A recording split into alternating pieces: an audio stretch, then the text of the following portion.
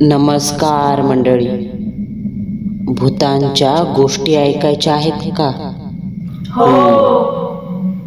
मग चला माझ्यासोबत. कुठे? भूतांच्या जगात. पण भूतांच्या जगात प्रवेश केल्यावर भयकथांचा थरार अनुभवण्यासाठी चॅनेलला सबस्क्राईब करायला विसरू नका. आपल्या आजच्या मराठी भयकथेचे नाव आहे कर्माचे फळ. या सत्यकथेचे लेखक शिव खोमणे. तसे खूप सारे अनुभव आहेत माझ्याकडे लिहिण्यासारखे, पण आजचा विषय थोडा वेगळा आहे. खरं तर ही केस तुम्हाला सांगू का नको याच्यावर मी खूप विचार केला आणि शेवटी ठरवलं तुम्हाला हा अनुभव सांगितलाच पाहिजे. माझ्याकडे आलेल्या आत्तापर्यंतच्या केसेसमधली सगळ्यात क्रूर एक केस जी मी सॉल्व नाही करू शकलो. या घटनेतून माणसाने खरंच काहीतरी चांगला बोध घ्यायला हवा. आमच्या गावापासून थोडंसं लांब कडगाव म्हणून एक नावाजलेले गाव आहे. पूर्वीच्या काळात गावात शेती आणि दुधाव्यतिरिक्त कसल्याच कमाईचे साधन नव्हते ना. उद्योगधंदा करायला मोठी बाजारपेठ होती. हळूहळू दिवस बदलले. गावात स्वतंत्र अशी मोठी बाजारपेठ निर्माण झाली. तालुक्यापासूनचे लोक वस्तू खरेदीसाठी येऊ लागले. आता बाजारपेठ म्हटल्यावर सगळ्यात आधी येतो तो व्यवसाय, आणि व्यवसाय आला की त्याच्याबरोबर स्पर्धा पण. त्या बाजारपेठेमध्ये विकासचे वडिलोपार्जित कपड्याचे दुकान होते. पेठ चालू झाल्यापासून सगळ्यात जुने त्याचेच दुकान. हळूहळू पेठ मोठी झाली तशी अजून नवीन कपड्यांची दुकानं तयार झाली. आधी विकासचे दुकान खूप छान चालायचे. नेहमी लोकांची वर्दळ असायची. नंतर दुसऱ्या दुकानामुळे त्याच्या व्यवसायात खूप फरक पडला. विकासला म्हणावा तसा नफा मिळत नव्हता. त्यामुळे तो खूप निराश झाला. तो सारखा दुकानाच्या टेन्शनमध्ये राहायला लागला. दुसऱ्यांच्या दुकानांना मिळणारा प्रतिसाद बघून त्याला पण वाटत होते का माझ्या दुकानाला पण असाच प्रतिसाद मिळावा. त्यासाठी तो काही पण करायला तयार होता. त्याची ही अवस्था त्याच्या मित्राला समजली. त्या मित्राच्या ओळखीचा एक मांत्रिक होता. तो एक दिवस विकासला त्या मांत्रिकाकडे घेऊन गेला. विकासने त्या मांत्रिकाला त्याची सगळी स्थिती सांगितली. त्याचा व्यवसाय, त्याची परिस्थिती बदलण्यासाठी तो काही पण करायला तयार आहे हे पण सांगितले. मग त्या मांत्रिकाने त्याला एका शक्तीविषयी सांगितले. ती शक्ती त्याला किती फायद्याची आहे हे पण पटवून दिले. त्यामध्ये फायदा मांत्रिकाचा पण होता, कारण त्याला विकासकडून भरपूर पैसे मिळणार होते. आधीच काहीही करण्यासाठी तयार असणारा विकास त्याच्या फायद्यासाठी लगेच तयार झाला. एका ठराविक दिवशी तो मांत्रिक विकासला घेऊन मावळात आला. तिथून ती शक्ती सिद्ध करून ते घरी घेऊन आले. एका अंधाऱ्या खोलीत तिची स्थापना केली. मांत्रिकाने त्याचे काम फत्ते केले आणि खरंच त्या दिवसानंतर विकासचे दिवस फिरले. दिवसेंदिवस विकासची प्रगती होत गेली. अशातच समोरून चालून विकासला लग्नाचे स्थळ आले. सविता त्या मुलीचे नाव. दिसायला खूप सुंदर, त्याचबरोबर खूप हुशार होती. विकासला पाहता क्षणी ती आवडली. तिला पण तो आवडला. चांगल्या मुहूर्तावर लग्न करायचे ठरले. लग्न मोठ्या धूमधडाक्यात पार पडले. नवी नवरी घरात आली. थोड्याच दिवसात विकासने त्याचे दुकानसुद्धा 2 मजली बांधले.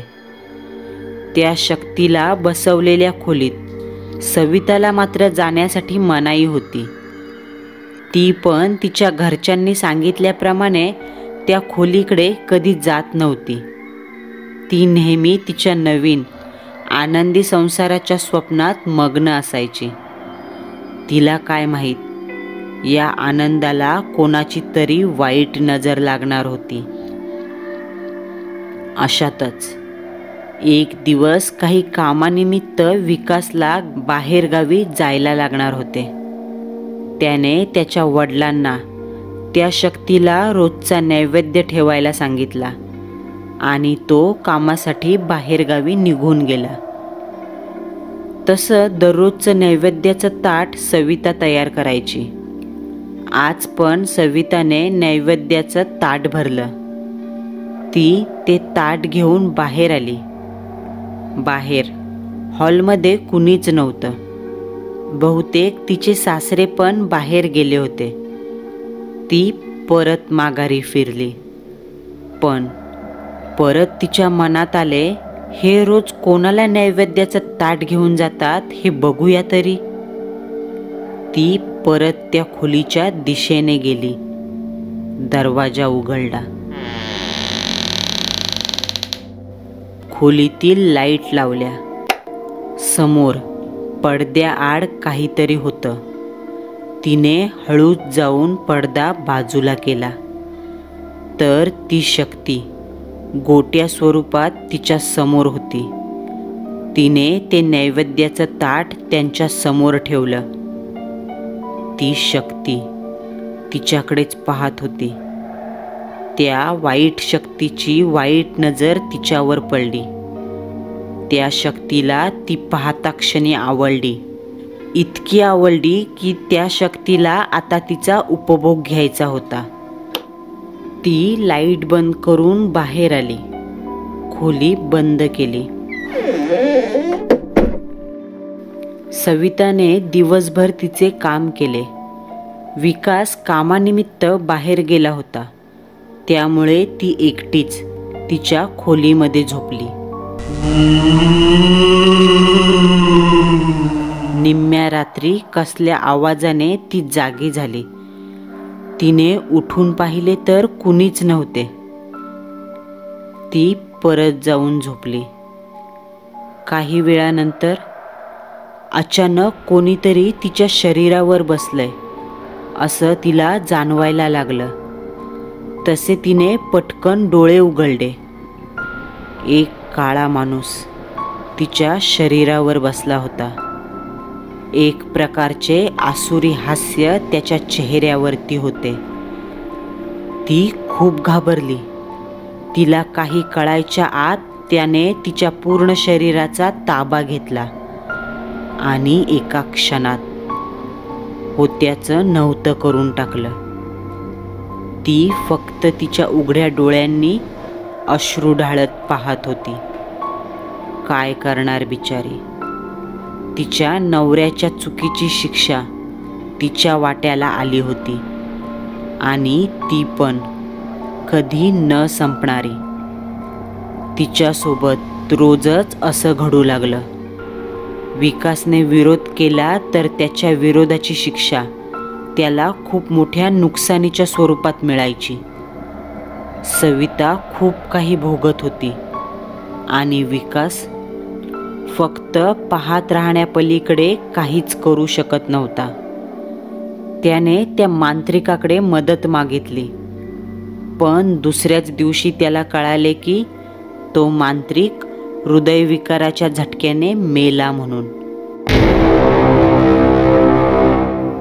आता तर तो खूप घाबरला. खूप लोकांकडे गेला, पण सगळ्यांनी त्याला हात जोडले. विकास माझ्याकडे आला. घडलेला प्रकार सांगून विकासने माझ्यासमोर हात जोडले.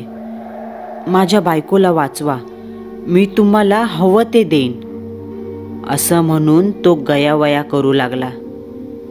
मी म्हणालो, लाज नाही का वाटत तुला? एवढा वेळ तुझं ऐकून घेतलं तर मला सुद्धा तुझ्यासारखा समजलास का? तुला मीच काय, तो परमेश्वर पण नाही वाचवणार. तुझ्या चुकीमुळे बिचारी तुझी बायको शिक्षा भोगते आणि कुठल्या तोंडाने देवाकडे आलास? त्या मांत्रिकाच्या ऐवजी देवाच्या दारात गेला असता तर एवढी वाईट वेळ आली नसती तुझ्यावर. विकास म्हणाला, माफ करा मला. माझ्याकडे त्यावेळी स्वतःच्या प्रगतीचा हा एकच मार्ग होता. घरच्या लक्ष्मीला त्रास देऊन थोडी वाट पाहिली असतीस तर तिच्या पायगुणाने तशी पण तुझी भरभराट होणार होती. मी म्हणालो. तसा विकास म्हणाला, मी खूप अपेक्षेने आलोय. तुम्ही काहीतरी उपाय करा. मी सांगितलं, तू बऱ्या बोलाने निघ इथून, नाहीतर माझ्या इतका वाईट कोणीच नाही.